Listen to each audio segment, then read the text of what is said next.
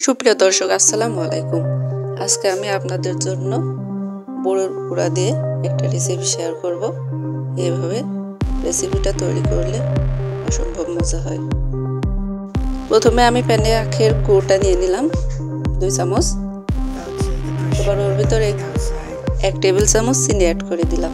চিনিটা দিলে মিষ্টিটা একটু গাঢ় হয়, সেই কারণে আমি একটু পানি অ্যাড করে দিলাম। এবার এইগুলো ভালো করে মিশিয়ে নিতে হবে।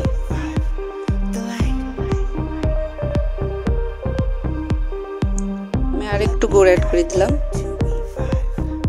কারণ এই আচারে মিষ্টিটা কম হলে খেতে টেস্ট লাগবে না, সেই কারণে। এবার নেড়ে ফুটিয়ে দিব। দেখুন আর ফুটিয়ে এসেছে গুড়টা। এবার আমি বড়ুর গুঁড়াটা অ্যাড করে দিলাম। এবার চুলাটা মাঝারি আঁচে রেখে অনবরত নাড়তে হবে, যেন নিচে লেগে না যায়।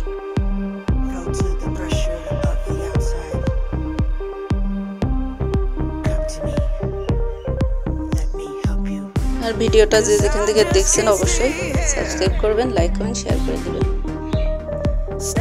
আমি একটু পানি দিয়ে খুব ভালো করে উপকরণগুলো মিশিয়ে নিব।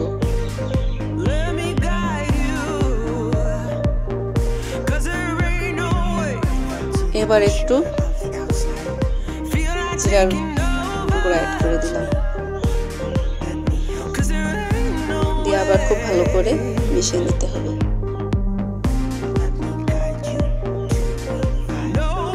এবার আমি 1 টেবিল চামচ চিনি উপর দিয়ে ছিটিয়ে দিলাম, দিয়ে আর একটু মিশিয়ে নিতে হবে। শেষে চিনিটা দিলে খেতে অসম্ভব মজা হয়। চিনিটা একটু দাঁতে বাদে খেতেও খুব টেস্ট লাগে। এবার আমি ঠান্ডা করে নিব নামিয়ে। আর ঠান্ডা করে নেওয়া হয়ে গিয়েছে। গরম থাকতেই আপনারা এভাবে তৈরি করে নেবেন।